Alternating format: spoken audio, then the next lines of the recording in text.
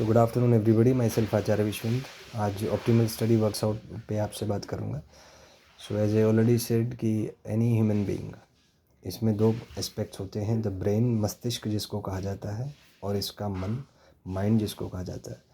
मस्तिष्क और मन आपस में ब्रेन वेव्स के थ्रू कम्युनिकेट करते हैं। इन ब्रेन वेव्स को 5 कैटेगरीज में आप बांट सकते हैं: alpha, beta, gamma, delta and theta. इसमें से डेल्टा ब्रेन वेव्स का फ्रीक्वेंसी सबसे कम होता है और गामा वेव्स का सबसे ज़्यादा होता है।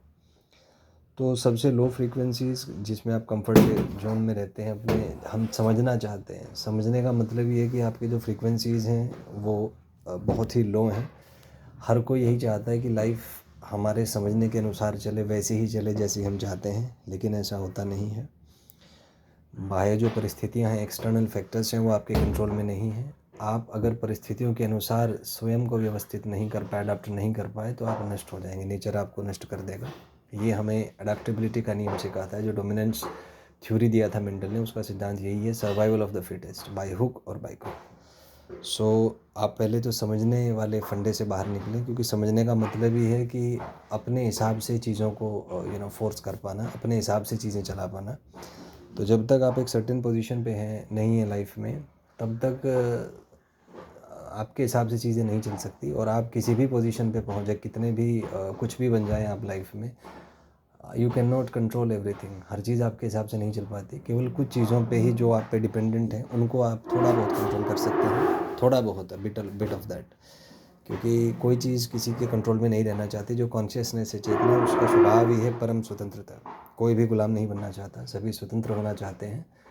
तो बाहर से कोई एक्टिंग कर सकता है गुलाम बनने की, पर अंदर से कोई किसी का गुलाम नहीं बनना चाहता। ये कॉन्शियसनेस का फंडामेंटल प्रॉपर्टी है। तो अपने खुद पे काम करें, अपने आप में लिमिटेड रहें, अपने फ्रीक्वेंसीज़ पे काम करें, तभी आप अडॉप्ट हो पाएंगे। तो जैसा कि मैं बता रहा था, लर्निंग के लिए हाई फ्रीक्वेंसीज चाहिए होती है, जिसके लिए थिंकिंग या फ्री थिंकिंग ज़रूरी है। सोचना जिसको कहते हैं, सोचने से आपके ब्रेन वेव्स का फ्रीक्वेंसी बढ़ता है, बट इसमें बहुत एनर्जी कंज्यूम होता है। तो आपको अंदर से घबराहट होगी, डर लगेगा, एंजाइटी होगी, परेशानी होगी, क्योंकि उसमें एनर्जी कंज्यूम होता है। तो आपका अपना जो ब्रेन है वो फ्लाइट मोड एक्टिव करेगा, ऐसी तरकीबें खोजेगा कि आप सोचने से बचें, कहानियाँ सुनाएगा आपको, इमोशंस में उलझाएगा। और अगर आप उलझ गए तो आप कहानियाँ ही सुनाते रह जाएंगे। हमेशा आप इस तरकीब में लगे रहेंगे कैसे अपने हिसाब से चीज़ों को व्यवस्थित किया जा सके।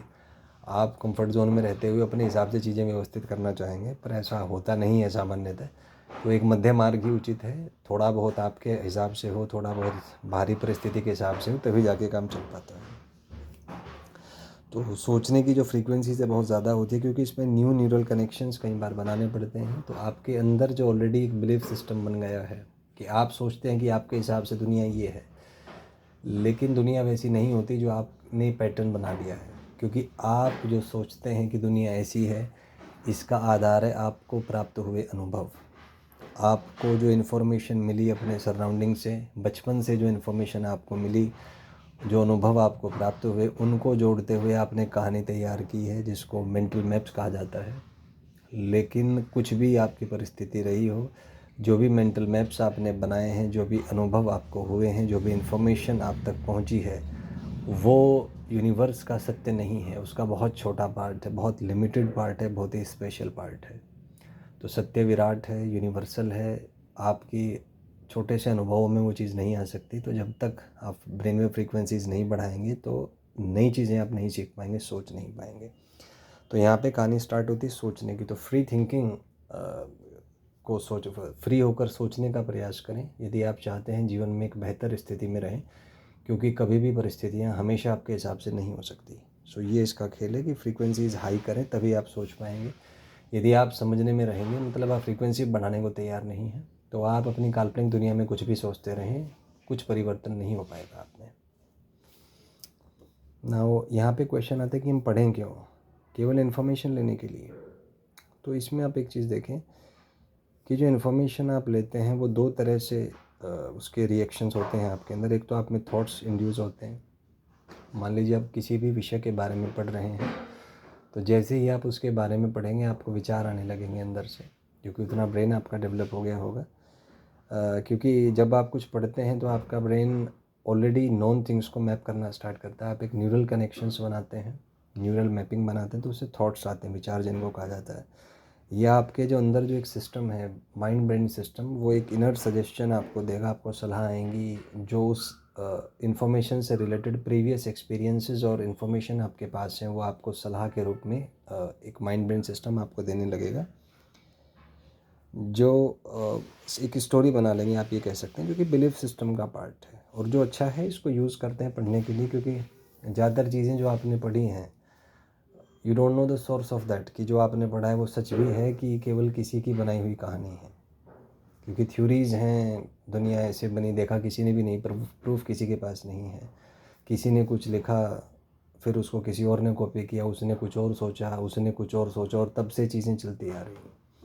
यदि हम फंडामेंटली सोचना शुरू करें कि इन्फॉर्मेशन का प्राइम सोर्स क्या है जिसके पहले कोई सोर्स ना हो, जैसे आप मान लीजिए कोई चैप्टर पढ़ रहे हैं, ये चैप्टर बुक में कहाँ से लिखा, किसी ऑथर ने लिखा, ऑथर के पास इन्फॉर्मेशन कहाँ से आई, उसने किसी दूसरे ऑथर की बुक से पढ़ा, उसको कहाँ से पता लगा, किसी साइंटिस्ट ने एक्सपेरिमेंट किया, साइंटिस्ट को कैसे पता लगा, उन्होंने एक्सपेरिमेंट्स किए। तो fundamental source of information is experiment on nature and it is unbiased observation. तो सबसे जो बेसिक लेवल पे आप कह सकते हैं सबसे फंडामेंटल सोर्स इन्फॉर्मेशन का वो अनबायस्ड एक्सपेरिमेंट्स ही हैं। लेकिन हमेशा ह्यूमंस जब एक्सपेरिमेंट्स करते हैं तो उन सिचुएशंस को, उन इवेंट्स को प्रॉपरली कई बार डिकोड नहीं कर पाते। तो ट्रुथ कुछ और है, लॉज जो है नेचर के वो कुछ और होते हैं, कई बार हम उनको गलत कॉन्टेम्पलेट कर लेते हैं। तो इसीलिए नंबर ऑफ़ एक्सपेरिमेंट्स किए जाते हैं, क्योंकि सत्य वही है जो किसी भी ऑब्जर्वर पे डिपेंड ना करे। If something depends on observer that means it's just the illusion. तो इसलिए चीज़ें बहुत अलग हैं, सत्य को पता लगाना बहुत अलग होता है, क्योंकि बचपन से आपके अंदर जो माइंड ब्रेन पैटर्न बना है उससे इमोशनली आप जुड़े होते हैं। और यदि कोई भी बात आपके माइंड ब्रेन सिस्टम के ख़िलाफ़ जाए, आपके बिलीफ सिस्टम के ख़िलाफ़ जाए, आपको दुख होता है अंदर से, और उस दुख से बचने के लिए आप उस दुख के सोर्स को ही ख़त्म कर देना चाहेंगे। इसी वजह से आपने देखा होगा जब भी कोई साइंटिस्ट कुछ नई बात की है, जैसे कोपरनिकस ने जब हेलियोसेंट्रिक थ्योरी दिया था, उनको फांसी चढ़ा दिया गया था, सुकरात को जहर पीना पड़ा था। तो जब भी एग्जिस्टिंग बिलीफ सिस्टम्स के परे कोई सोचने में सक्षम होता है, कोई ऐसी बात करता है जिससे एग्जिस्टिंग बिलीफ सिस्टम्स टूटें, तो सामान्य रिएक्शन होता है कि उस बिलीफ सिस्टम को यूज़ करके जो लोग फ़ायदा उठा रहे हैं, जो आनंद प्राप्त कर रहे हैं, उनके आनंद में खलल ना पड़ जाए, तो वो उस से बचना चाहेंगे और ऐसी तरकीबें खोजेंगे कि कैसे उस कहानी में सबको उलझाया जाए। लेकिन कहते हैं कि नेचर अपने आप फिर ऐसे लोग पैदा करती है जो दोबारा जन्म लेते हैं और जो पूरे बिलीफ सिस्टम को तोड़ देते हैं। क्योंकि आप कितनी भी कहानी सुना लें, सत्य को नहीं दबाया जा सकता। जितनी मर्जी आप स्टोरी बना लें, जितने बिलीफ सिस्टम बना लें, ब्रह्मांड का जो सत्य है वो सत्य आप नहीं बदल सकते। बोल सकते हैं आप, लेकिन अगर एक्सपेरिमेंट करना आ गया, उसको इम्प्लीमेंट करना आ गया, तो उसमें झूठ नहीं चल पाएगा, उसमें सच ही चलेगा। हम कितनी भी कहानी सुना लें कि भगवान है कि नहीं है, गॉड है कि नहीं है, इससे कोई फ़र्क नहीं पड़ता। भगवान हो या ना हो, आपको मरना ही पड़ेगा, दुख सहना ही पड़ेगा। भगवान के मानने से या ना मानने से आपके जीवन में कोई परिवर्तन नहीं आएगा। तो आप कुछ भी कहानी सुनाते रहें, कुछ भी सोचते रहें, आपके सोचने समझने से दुनिया नहीं चलती। नेचर के अपने लॉज हैं, ये किसी को नहीं पता कि कौन इसको ऑपरेट कर रहा है। तो यहाँ से एक belief system versus unbiased observer, जिसको साक्षी भाव हम कहते हैं, उनका डिफरेंस क्रिएट होता है। सामान्य व्यक्ति पूरी लाइफ अपनी बिलीफ सिस्टम में बिता देता है, उसको कोई भी कुछ कहानी सुनाएगा वो उसको मान लेगा, क्योंकि उसकी बुद्धि इतनी जागृत नहीं होती। एक सामान्य स्तर की बुद्धि का व्यक्ति है, ये इसमें बुरा मानने की आवश्यकता नहीं है। नेचर ने सभी को अलग अलग गुण प्रदान किए हैं। हर एक व्यक्ति का जन्म लेने का अपना एक सिद्धांत है, अपना एक उसका लक्ष्य होता है, अपने अनुभव उसे जीवन में प्राप्त करने होते हैं, और वो वही कार्य करता है जिससे उसके जीवन का मौलिक लक्ष्य पूरा हो। यदि जीवन का मौलिक लक्ष्य पूरा नहीं हो पा रहा तो जीने का कोई अर्थ नहीं है, वो क्यों जिएगा, वही मृत्यु है, फिर दोबारा से वही कहानी स्टार्ट होगी। ऐसा कहते हैं कि लाइफ एक 7 स्टेज का वीडियो गेम है और हर एक सर्टेन लेवल पे है to move to the next level. जब 7वें स्तर पे आपकी कॉन्शियसनेस पहुंच जाती है, उसके बाद आपको जन्म और मृत्यु के चक्र से मुक्ति मिल जाती है। जैसे कि गौतम बुद्धा ने कहा था, जब उन्हें 7वां चक्र, जिसको सहस्त्रार्थ चक्र कहा जाता है, जब उनका जागृत हुआ तो उन्हें पूरे ब्रह्मांड की व्यवस्था, जीवन मरण का सिद्धांत एकदम प्रत्यक्ष में अनुभव हुआ और तभी उन्हें निर्वाण प्राप्त हुआ। तो ये लाइफ एक 7 स्टेजेस का वीडियो गेम है, इससे ज़्यादा कुछ भी नहीं है। हर कोई इस तरकीब में है कि अगली स्टेज पर मैं कैसे पहुंचूं, और जो बहुत चालाक मनुष्य हैं वो अपने आसपास के मनुष्यों का प्रयोग करके एक स्टेज से दूसरी पर पहुंचना चाहते हैं, पर उन्हें ये नहीं पता कि सारी स्टेज क्वांटाइज्ड हैं। दूसरे व्यक्ति का ना तो उसमें कोई रोल है, ना ही वो आपको सपोर्ट कर सकता है, ना ही आपको अपोज कर सकता है, क्योंकि अल्टीमेटली आप जो कर रहे हैं, आपके वाइब्रेशंस कहाँ तक उठ पा रहे हैं, सारा खेल उन वाइब्रेशंस का है, किसी बाहर के व्यक्ति का उसमें रोल ही नहीं है। तो यहाँ से अनबायस्ड ऑब्जर्वर और साक्षी भाव में डिफरेंस क्रिएट होता है, विच इज़ मोर ऑथेंटिक। दुनिया की जितने भी महान डिस्कवरीज हुई हैं, जितने भी नए इवेंट्स क्रिएट हुए हैं, जितने भी लॉज आए हैं फंडामेंटली जो पहले से किसी किताब में नहीं थे, उसका कारण ही साक्षी भाव में स्थिर होना था। किसी वैज्ञानिक ने साक्षी भाव में स्थिर होकर अनुभव किया वास्तविक सत्य, वह नियम, सूक्ष्म नियम जो पूरी प्रकृति पे लागू होते हैं। न्यूटन ने अनुभव किया कि एक सेब जब नीचे गिरता है तो एक अदृश्य बल उसको खींच रहा है। फिर उन्हें अनुभव हुआ कि पृथ्वी हर चीज़ को एक अदृश्य शक्ति द्वारा खींच रही है। फिर उन्होंने देखा कि मून अगर अर्थ के अराउंड घूम रहा है तो घुमाने के लिए भी एक बल की आवश्यकता होती है। उन्होंने सोचा कि कहीं यह वही बल तो नहीं है जो सेब को गिराता है नीचे। जिस प्रकार से सेब को खींचती है अर्थ, उसी प्रकार से मून को भी तो नहीं खींचती। फिर अर्थ भी सन के अराउंड घूम रही है, तो क्या यही फोर्स तो नहीं है जो अर्थ को घुमा रहा है। धीरे धीरे उन्होंने ऑब्जर्वेशंस लिए और इनकी हेल्प से वो एक्सप्लेन कर पाए कि पूरा यूनिवर्स कैसे घूम रहा है। It is because of gravity. तो वहाँ से उन्होंने एक नियम दिया, बट ये उनको पहले से नहीं पता था। वो एक हाई डायमेंशन में गए, एक हाई फ्रीक्वेंसी में गए और वहाँ पे जाके उन्होंने स्लो पर रिकॉर्ड किए। सो ये महत्व है साक्षी भाव का। अब हम इस प्रश्न पे आते हैं कि हम क्यों पढ़ें, हमारा इसमें क्या महत्व है। तो हम केवल इसलिए पढ़ें ताकि हम एग्ज़ाम क्रैक कर पाएँ, और एग्ज़ाम में आती हैं प्रॉब्लम्स, और प्रॉब्लम्स के सॉल्यूशंस हैं जिसके लिए हमें एक पैटर्न की आवश्यकता पड़ती है। तो ऑप्टिमल स्टडी वर्क्स आउट के लिए आप एक पैटर्न बना के पढ़ें, उस पैटर्न का ही ये यूज़ है। यहाँ पे मैंने थॉट्स और अनबायस्ड ऑब्जर्वर को बहुत डिटेल में इसलिए एक्सप्लेन किया क्योंकि जब आप पढ़ने बैठेंगे तो आपके मन में इस प्रकार के विचार आएंगे।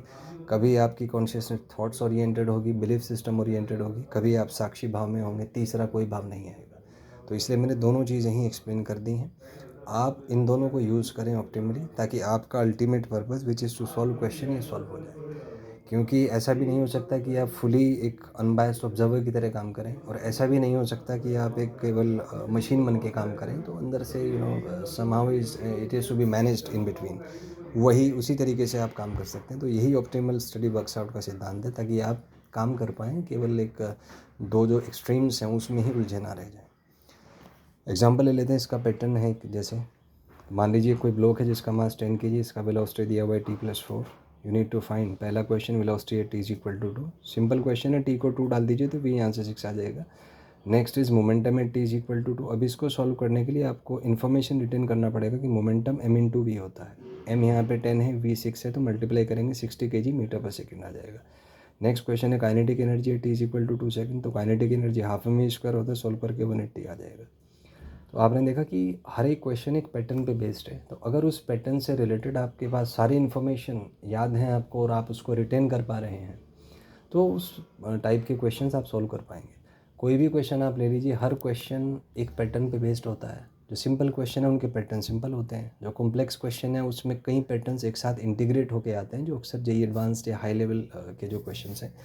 तो अगर आपको बेसिक लेवल के क्वेश्चन पहले प्रिपेयर करने हैं, फिर आप उसको यूज़ करना सीखेंगे 2-2 3 दिन, फिर एज अ होल, तो यही इसी तरीके से आप ग्रेजुअली अपने प्रॉब्लम सॉल्विंग स्किल्स को इम्प्रूव कर सकते हैं, which is the basis of optimal study workouts. Now इस पे अगर बात करूँ आपसे, there are 3 type of problems: factual, conceptual and the tricks. Any problem can be. NEET और जेई के जो प्रॉब्लम, जेई मेन के जो प्रॉब्लम्स हैं वो मोस्टली फैक्चुअल बेस्ड होते हैं, मतलब इन्फॉर्मेशन बेस्ड है, फॉर्मूला बेस्ड जिसको आप कह सकते हैं। तो अगर आपको सारे फॉर्मूले अच्छे से याद हैं, उसको अप्लाई करना आपको आ गया है, तो there is a good chance, good probability that you will be able to solve questions in your exam. जहाँ जबकि जेई एडवांस के जो क्वेश्चंस हैं वो generally conceptual plus tricks based होते हैं। फैक्ट्स तो आने ही चाहिए आपको, क्योंकि अगर फॉर्मूला ही नहीं आएगा तो कैसे करेंगे। But in addition to that, concepts और उसके जो ट्रिक्स हैं हायर ऑर्डर के, हायर ऑर्डर मैथमेटिकल मैनिपुलेशंस या डिफरेंट फिजिकल सिचुएशंस के मैनिपुलेशंस, वो भी आपको आने चाहिए, तभी आप उनको सॉल्व कर पाएंगे। तो यहाँ पे ये जो ऑप्टिमल स्टडी वर्क्स आउट है, इसको मैंने बहुत डिटेल में इसलिए डिस्कस किया क्योंकि जब आप पढ़ने बैठेंगे तो ये सारी चीज़ें आपके अंदर होंगी, and you have to choose what is the best of them. So the best is that use both the mechanisms, thoughts and the unbiased observer, and be at the mediocre level.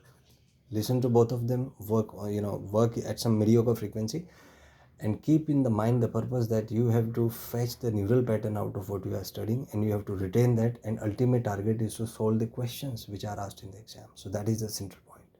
So don't remain confused in fighting between beliefs and the free thinking. Just choose the mediocre way and end up with flying colors. If you have any doubt, you can ask in the doubt section. Thank you and have a nice day.